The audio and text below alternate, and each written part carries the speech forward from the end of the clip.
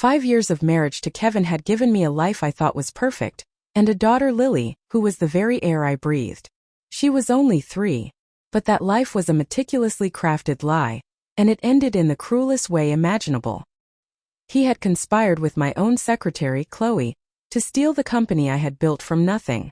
To do it, they needed me gone. I remember the rough texture of the ropes as Kevin bound my wrists and ankles. His hand, the same one that had once held mine at the altar, clamped over my mouth and nose, stealing the air from my lungs. He leaned in, his voice a grotesque parody of a loving father. "Lilybug," he cooed to our daughter, who stood watching with wide, confused eyes. "Mommy's sick, and she won't take her medicine. Can you be a good girl and help Daddy give it to her?" My sweet, innocent Lily, who understood nothing of the monstrous scene unfolding before her, took the small unlabeled bottle from his hand. She toddled over, her face a mask of concentration, and poured the caustic liquid into my forced open mouth. It burned like acid. Kevin's laughter was a jagged, cruel sound that echoed in the room. "You stupid bitch," he snarled, his face a contorted mask of pure hatred. "It wasn't me who killed you. It was your precious daughter. Your own flesh and blood delivered the poison. Their cruelty didn't end with me. They saw Lily not as a child, but as a loose end, a complication to their future together." Chloe, the woman I had mentored and trusted, snatched the bottle and forced the remaining liquid down Lily's tiny throat. Our deaths were not swift. They were a 7-day symphony of agony. In my final moments, as the world dissolved into a blur of pain, I pulled Lily's small, convulsing body into my arms. "Lily, I'm so sorry," I rasped, my throat raw. "Mommy failed you. I couldn't protect you." And then darkness. Until I opened my eyes. The familiar scent of polished wood and fresh coffee filled my nostrils. The low hum of the air conditioner, the view of the city skyline from my corner office window. It was all there. I was at work. My head was a dizzying void of confusion. I was dead. I knew I was dead. Why was I here? My own hand shot to my thigh, pinching hard. The sharp, blooming pain was real. Gloriously, impossibly real. I was alive. Was this a second chance? My hands trembled as I fumbled for my phone. The screen lit up, bright and unforgiving. The date glared back at me, the 24th. It meant tomorrow. Tomorrow Kevin would lure me home, and with Chloe he would destroy my life all over again. A low growl of pure fury began to build in my chest, but before it could escape, the door swung open. In walked Chloe, a bright, practiced smile plastered on her face. "Laura, morning. I've got all the materials ready for this afternoon's conference." Looking at her, the volcano of rage, silent and searing, threatened to erupt. This was the woman who had colluded with my husband. The girl I had plucked from obscurity, taught and trusted. The two of them had not only murdered me but had shown no mercy to my innocent child. It was Chloe who had silenced Lily's pained cries of "Mommy, it hurts, save me, Mommy," with a final fatal dose. I remember my heart being shredded as Lily begged, and Chloe's sneering response. "Your mommy can't save you," she had said, a cruel smile playing on her lips. "But I can. Why don't you get on your knees and beg me?"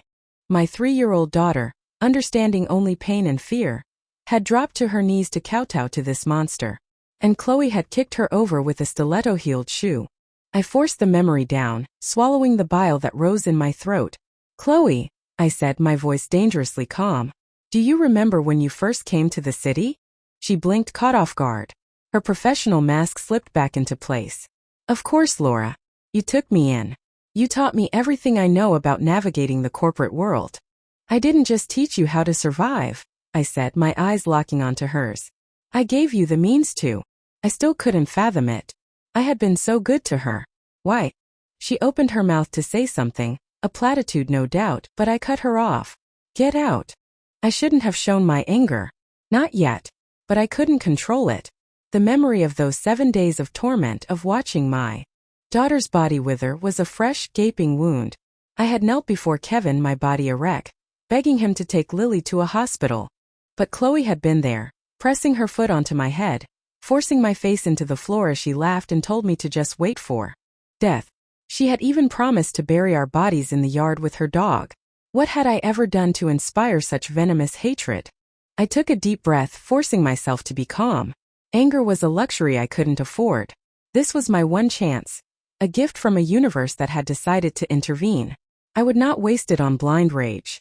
I would make them suffer. I would make them pay. I pulled out my phone and dialed the number of an old friend from university, a brilliant artist who now crafted hyper-realistic prosthetic masks for blockbuster films. I had seen his work. It was flawless, indistinguishable from reality. Tomorrow Chloe would wear my face. And I would wear hers, and watch as the man she loved poured poison down her throat. Later, I pulled up the feed from the break room camera, an old system I'd had installed when the company started and had all but forgotten. There was Chloe, pacing back and forth, her face a mask of snarling resentment as she spoke on her phone. That bitch just told me to get out, can you believe it? Just for bringing her the meeting files. A pause. She must be going through menopause or something. I couldn't hear the other side, but I knew it was Kevin. Just wait until tomorrow, she seethed. Tomorrow she'll be the one on her knees begging me. Another pause. And don't get me started on her hand-me-downs. Who the hell wants her old clothes? I'm young, I'm beautiful. Why should I have to wear some old woman's cast-offs? I froze. The clothes. When she'd first started, she had only 2 outfits she wore on rotation. I felt sorry for her, so I'd given her a few of my own things, designer pieces I'd only worn a few times. I remembered her initial gushing gratitude. Over time, her enthusiasm had waned, and I'd assumed she'd simply built up her own wardrobe. I never imagined it was a source of such deep-seated resentment. I wasn't her mother. Was I supposed to buy her new clothes? After tomorrow, she purred into the phone, her voice dripping with avarice, I'll be able to buy any brand I want. A cold, bitter laugh escaped my lips. Her so-called ability was a plot to steal my company, built on my murder. That evening when I got home, Kevin was in the kitchen, a rare sight. He had prepared a full dinner. Honey, you look exhausted, he said, plating a piece of fish for me. Why don't you take tomorrow off? Just rest at home. The words sent a chill down my spine. They were the exact same words he'd used last time. Back then, I had been oblivious, touched by his concern. The company has 2 major projects launching. I can't possibly take time off now, I said, picking up my chopsticks. I lifted a piece of vegetables to my lips, then paused, looking him directly in the eye. I hope there's no pesticide in this, is there? His face went stiff, a flicker of panic in his eyes before he forced a strained laugh. Laura, what are you talking about? Don't joke like that. I smiled, popping the food into my mouth. Just wondering, I said sweetly. What if you were planning to kill me? Never, he said, waving his hands dismissively. I love you too much, honey. How could I ever want you dead? Is the money I give you enough these days? I asked, changing the subject. Yes, plenty, he said quickly. 20,000 a month is more than enough. The lie was so thick I could taste it. We had fought about money constantly. I had to put him on a strict allowance because he refused to work and had a gambling addiction that had once cost us $80,000 in a single night. That was why he hated me. He was a parasite, living off the life I provided, yet he felt entitled to more. And for that he was willing to kill me. After dinner, I walked toward the storage closet. Laura, what are you doing? Kevin asked, his voice tight with alarm. The floor's a bit dirty. Just getting a broom, I said casually. He tried to block me, but he was too late. I opened the door. On the floor behind a stack of old boxes was a bottle of pesticide. Picked it up. Why is there pesticide in the house? Kevin's face went white. Oh, that, he stammered. My mom asked me to pick it up for her. If it makes you uncomfortable, I'll take it back to her tomorrow. What does she need it for? I pressed. Seeing I wasn't immediately suspicious, he relaxed slightly. For the weeds, back in the countryside. It's normal. I frowned. I thought your parents stopped farming years ago. What weeds do they need to kill? And can't they just buy pesticide there? Before we were married, I already had my company and was financially secure. After the wedding, his parents had informed me they were done with a life of hard labor, and it was time for them to enjoy their golden years. Had agreed, giving them a generous monthly allowance ever since. They were a family of leeches, but I had been so blinded by Kevin's charm and sweet words that I ignored all the red flags my friends had warned me about. They don't have this brand in the countryside, he mumbled, his gaze fixed on the floor. It was the most absurd excuse I had ever heard. I let out a soft laugh. For a second there, I thought you were planning to poison me and take over my company. Kevin nearly stumbled backward. No. Of course not. I'll go do the dishes. Wait, I said. He froze his back to me. Kevin, I continued, my voice soft but edged with steel. I gave you this villa, this life. Your parents live off my generosity. You're grateful for that, aren't you? Of course, he said, his voice muffled. You earn all the money. Of course I'm grateful. He didn't turn, but I could picture the false sincerity on his face, the seething hatred in his eyes. Oh, I said lightly. I just remembered I left an important file at the office. I need to run back and get it. Lily, my sweet Lily, clung to me, insisting on coming along. I took her with me. The file was just an excuse. I drove us to a deserted spot by the river. There under the vast, dark sky, I screamed. I screamed until my throat was raw, venting all the rage and grief that was poisoning me from the inside out. I needed my voice to be hoarse for tomorrow. Lily looked up at me, her little face etched with confusion. Mommy, what's wrong? I knelt down, stroking her soft hair. Lily, I whispered, my voice now a broken rasp. Last time Mommy couldn't protect you. But this time, I swear, no one will ever hurt you again. She didn't understand, of course. She just blinked her big, beautiful eyes at me. All the bad people are going to pay, I added. She scrunched up her nose. The bad guys get taken away by the police officer, she said with childish certainty. Yes, baby, I said, a grim smile touching my lips. Yes, he will. He'll be locked up for a very long time. When we got home, Kevin was already asleep. I took Lily to bed with me, holding her close all night. The next morning at the office, Chloe brought me a stack of contracts to sign. Buried within them, I knew, was the company share transfer agreement. In my previous life, I had been so rushed and overwhelmed that I had signed them all without a second glance. Today I took my time. Laura, I've already reviewed all of them and had the legal team double-check everything. They're fine, you can just sign, Chloe said, a nervous edge to her voice. Something this important, I said, not looking up. I should review personally. Chloe's hand instinctively shot out, pressing down on the stack of papers, preventing me from turning a page. I looked up, my eyes cold as ice. What do you think you're doing? You won't even let me see the contracts? Is there something you're trying to hide? My voice rose. You're my secretary. What gives you the right to tell me what I can and cannot see? Chloe was in a full-blown panic, her face flushed. Laura, don't you trust me? I was just trying to save you some time. You're so busy, if you had to worry about every little detail, what kind of assistant would I be? I leaned back, letting go of the papers. You have a point.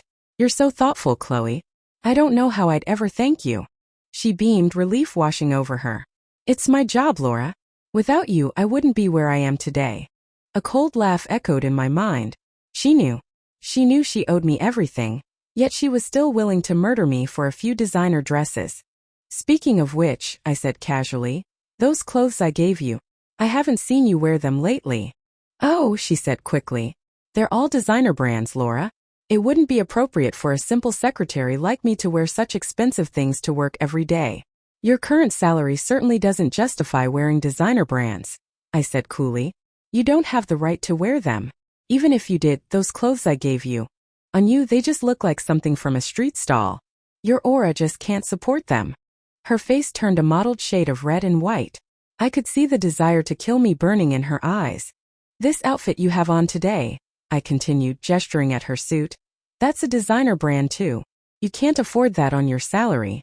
Are you taking kickbacks from company accounts? She shook her head frantically. No, Laura, I would never. I laughed. Relax, I'm just kidding. No need to be so defensive unless you've done something wrong. Have you found yourself a rich boyfriend, perhaps? She seized the opportunity. You see right through me, Laura. My boyfriend bought it for me. I know your boyfriend, I said flatly. He once offered to buy me that exact same suit. I turned it down. I thought it was hideous. Chloe stared at me, her eyes wide with pure terror. Ha ha ha ha. I burst out laughing. I'm joking. I meant Kevin once wanted to buy me that suit. I told him it was ugly. I leaned forward. And my judgment was spot on. It is ugly. And it looks even worse on you. I never said Kevin was your boyfriend, by the way. Don't get the wrong idea. No, of course not, she stammered. How could my boyfriend be Kevin? He's your husband. Good, I said, my smile not reaching my eyes. I'm glad you remember he's my husband. I pointed to the glass of water on my desk. You've been working hard all morning. Have some water. I just poured it. I'm not thirsty, Laura. What's the matter? I asked, my voice hardening. Are you afraid I've poisoned it? No, that's not what I meant. Then drink it. Don't let my kindness go to waste. I watched as she gulped down the entire glass. My plan was now in motion. I stood up, walked to the office door and locked it. Chloe watched me, her eyes filled with confusion. Laura, what are you doing? A slow, cold smile spread across my face. Chloe, you and Kevin had a perfect plan. But you forgot one thing. The universe has eyes. And it gave me a second chance. Her face began to pale. You're going to poison me with pesticide and steal my company. But let me ask you a question. I leaned in close. Are you worthy? She scrambled backward, crashing into a chair and landing in a heap on the floor. Laura, I don't know what you're talking about. Didn't Kevin tell you? I said, circling her like a predator. I found the pesticide at home last night. Her eyes widened in horror. But, he said he tricked you. I let him think he did. Impossible, she whimpered, shaking her head. How could you possibly know? Because I've already died once, I said softly. And I remember everything. I walked towards her. She tried to retreat, but her limbs were already growing heavy and unresponsive. What did you give me? She slurred, her movements sluggish. I can't move. You won't just be unable to move, I told her. Soon you won't be able to speak. Laura, what are you doing? I retrieved the masks my friend had delivered. You know my friend who makes prosthetics for the movies, don't you? I'm going to make you look just like me. And then I'm going to send you home to Kevin. Real terror finally dawned in her eyes. It was a beautiful sight. I gave you clothes out of kindness and you hated me for it. I hissed. You wanted new clothes? Could you afford them? Without me, you wouldn't even have this job. Who are you to dream of designer brands? Tears streamed down her face, mixing with snot. Laura, I was wrong. Please forgive me. I don't want to die. She sobbed, a pathetic, broken mess. I felt nothing. Not a shred of pity. All I could see was Lily's small body being kicked to the ground. I've already died once, I said, my voice a hollow echo of my pain. Now it's your turn to taste it. She could no longer even shake her head, her body collapsing completely. She lay there, sobbing, a dark stain spreading on her pants. I picked up her phone and scrolled through her messages with Kevin. Last night he'd told her I'd found the pesticide, calling me a stupid bitch who'd fallen for a simple lie. Chloe had replied, calling me an idiot, and wondering how someone so dumb could run a company, asserting that it rightfully belonged to them. They had already planned a trip around the world with my money that Kevin had never once used to take me on a vacation. I scrolled further back. Birthday surprises he had planned for her. Gifts he had bought her with my money. He had even used my money to renovate her parents' house back in her hometown. Their affair had been going on for 2 years. 2 years I had lived in blissful ignorance. Her phone rang. It was Kevin. I answered. Did she sign the share transfer agreement? He asked impatiently. She signed it, I said, my voice a rough imitation of Chloe's. What's wrong with your voice? I have a cold, I rasped. My throat's sore. Oh, my poor baby, he cooed. You have to be more careful. I remembered calling him from the side of the road after a car accident one winter, and he had refused to leave his poker game to come get me. He showed no concern for my life, but a universe of sympathy for Chloe's sore throat. I'm going to call that idiot now and tell her to come home, he said. We've finally got the bitch right where we want her. Don't bother calling, I said. I gave her a special glass of water. She's already passed out. I'll bring her home myself soon. Chloe wasn't completely unconscious yet. Her eyelids fluttered. She could hear me. I leaned down close to her ear. Don't worry. You won't be out for long. You'll wake up right when you get home. You'll be wide awake to see Kevin pour the poison down your throat. Every sensation I felt, you will experience firsthand. I put the mask of my face on her, meticulously applying my usual makeup. When I dressed her in my clothes, the resemblance was so uncanny it startled even me. Then I put on the mask of Chloe's face, applied her makeup and unlocked the door. As I helped the stumbling, groggy figure of Laura out of the office, my colleagues asked what was wrong. I told them she was feeling unwell, and I was taking her to the hospital. No one questioned it. They all knew how close I was to Laura, how much she trusted me. Back at the house, I drove directly into the garage. The moment the garage door rumbled shut, plunging us into dim light, Kevin emerged from the shadows, his face alight with greedy anticipation. When he saw Chloe wearing my face, he walked over and kicked her hard in the ribs. "You stupid bitch," he spat at her unconscious form. "You almost gave me a heart attack last night. I can't believe you fell for such a ridiculous lie." He turned and wrapped his arms around me, around the woman he believed was Chloe. I fought the instinct to recoil, forcing myself to wrap my arms around his waist. He looked down at me, his eyes full of a tenderness that made my stomach turn. "After she's dead, we can finally be together, out in the open. All her life's work. It's all ours now. I'll never have to wear her old clothes again," I whispered. He puffed out his chest. "Don't worry. I'll buy you anything you want. I'm a rich man now. I'll never have to beg her for money again." He dragged the unconscious me into the bedroom and threw her onto the floor like a sack of garbage. The hatred he had for me was a physical thing in the room. "When will she wake up?" he asked me. "Soon," I replied. "But the drug I gave her, she won't be able to speak even when she's awake." A look of disappointment crossed his face. "That's a shame. I wanted to hear her beg." "She can't speak," I said, a cruel smile on my masked face. "But she can still kneel." Kevin's face lit up. "You're brilliant. We'll make her kneel for us. Now go take a shower. Get ready. I want this bitch to watch while you and I have some fun on the bed she paid for. I want to torture her." This was new.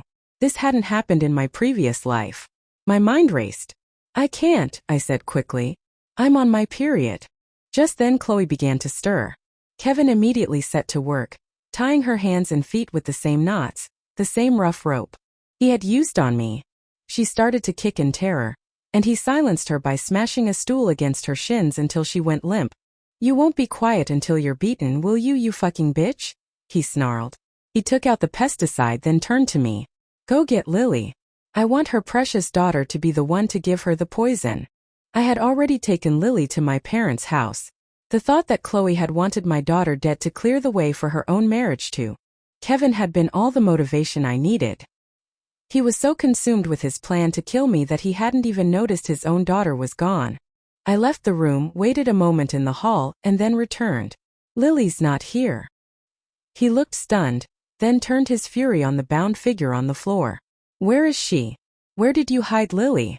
Chloe, gagged and terrified, could only shake her head. Kevin kicked her viciously in the stomach. "You forced my hand," he seethed. "It doesn't matter where you hid her. I'll find her. I'm her father, her legal guardian. No one can take her from me." His face was demonic. "I was going to let you have the unique experience of being killed by your own child. But since you want to be difficult, I'll just have to make sure she doesn't get left behind. You love her so much, don't you? I'll find her and make her drink the pesticide too. You two can't be lonely on your way to hell, can you?" Hearing those words from her own father's mouth, I felt a pain sharper than any poison. He was less than an animal. He turned back to me. "You do it. Pour it down her throat. Make her drink every last drop." Chloe was making muffled, pleading sounds, the smell of urine filling the air. "Scared now, are you, you cheap bitch?" Kevin taunted her. "If you'd just given me more money, it wouldn't have come to this. Too late for regrets. Today you die." He saw me hesitating. "What are you waiting for? Do it. If you hate her this much," I said, my voice low and steady, "you should have the honor." He thought for a moment, then a sadistic grin spread across his face. He grabbed the bottle and forced it into Chloe's mouth. "Drink it all, you hear me? Drink it, or what's left is for Lily. If you love her, drink her share too." He then twisted the cap off a second bottle and poured that one down her throat as well. His hatred was absolute. When it was done, he stepped back, clapping his hands together in satisfaction. "Finally," he crowed. "No one will ever control my money again. It was my luck that made her company so successful in the first place. I was helping her by gambling, by spreading the wealth around. And she dared to get angry?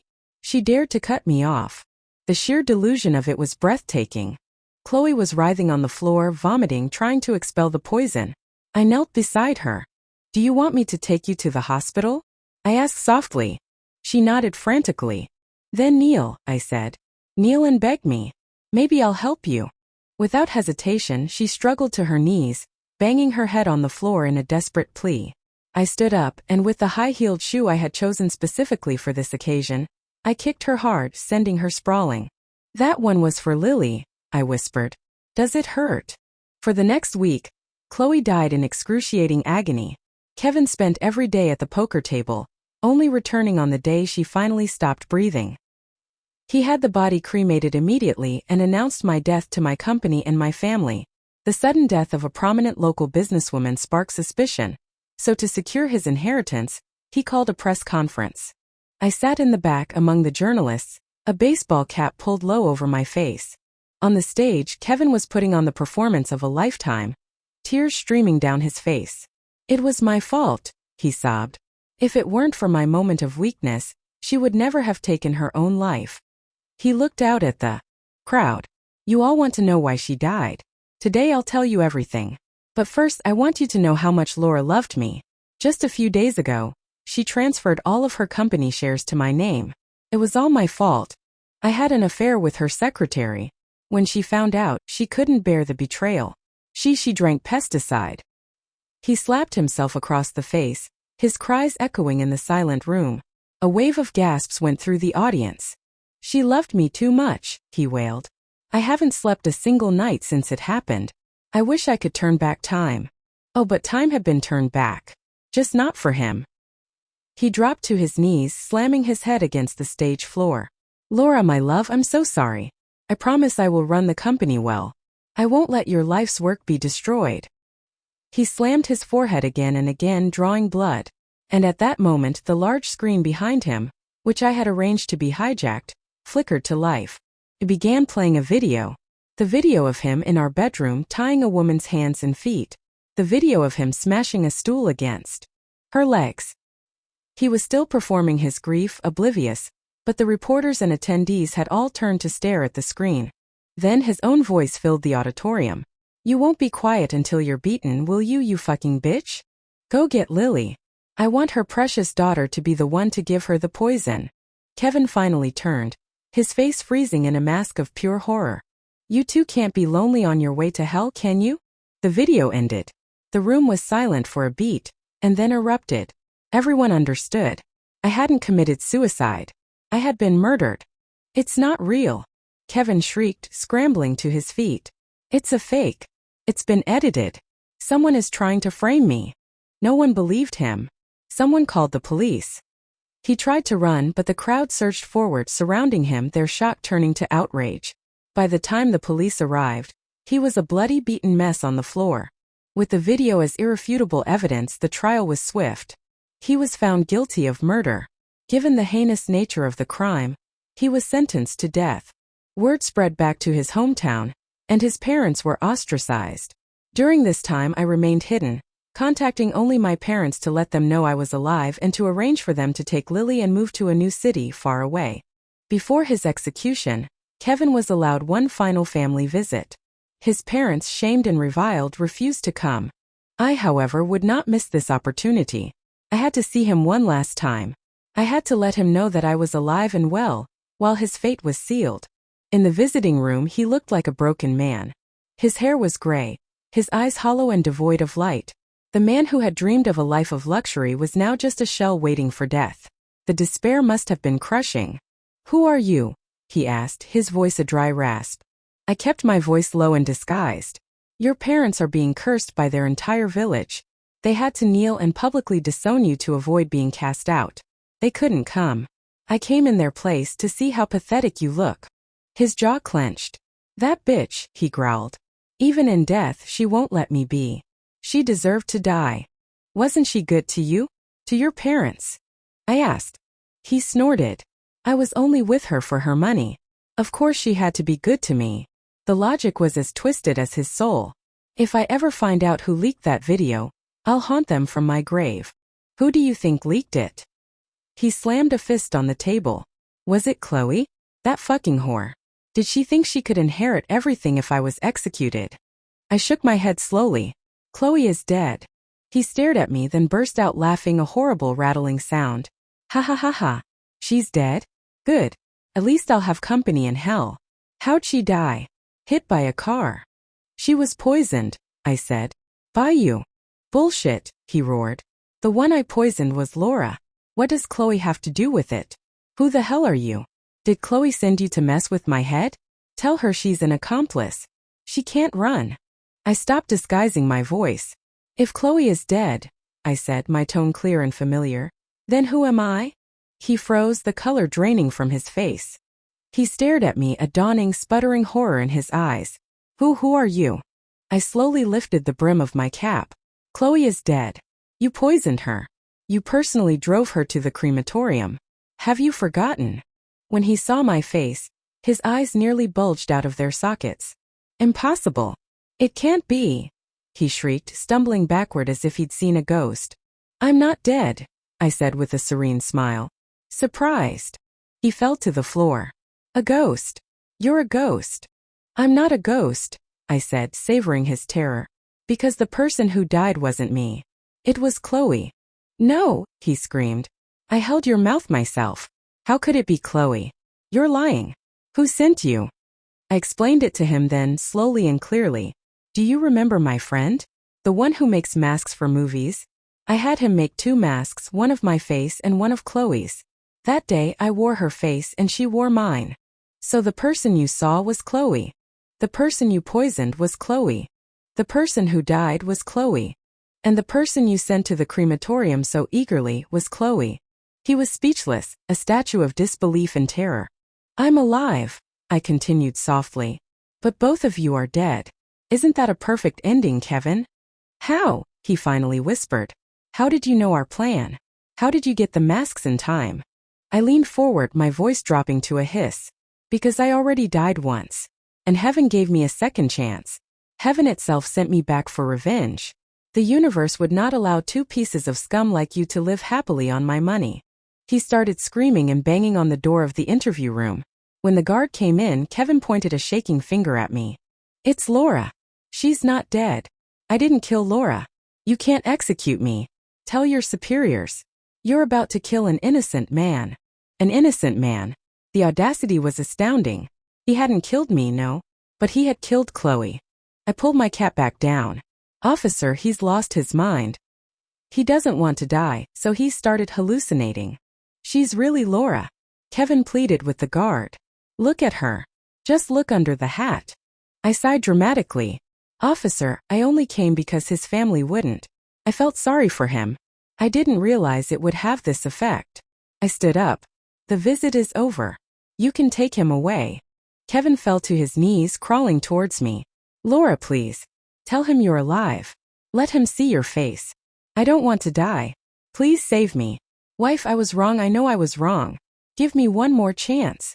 You don't want to die, I said coldly. That's why you shouldn't have killed Laura.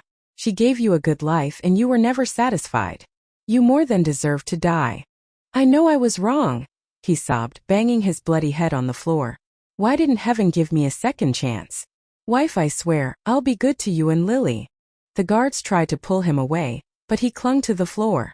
You're not sorry, I said, my voice flat. You're just scared of dying. After you're gone, Kevin, I'm going to have your ashes mixed with Chloe's, and I'm going to bury you both with her dog. I turned and walked out of the room, leaving his screams behind me. 3 days later, I attended his execution. For me, that was the final definitive end. I left that city and never looked back. I took a new name and started a new life. One day much later, Lily asked me where her daddy was. I told her the truth, in a way she could understand. Daddy did a very bad thing, so the police officers had to take him away. He's not coming back. I expected her to be sad, but she just clapped her hands. Bad guys should be caught. At her age, justice was simple. It didn't matter who the bad guy was, they deserved to be punished. I raised her on my own after that. The thought of remarrying never crossed my mind. The wounds Kevin left were too deep. My faith in marriage was gone.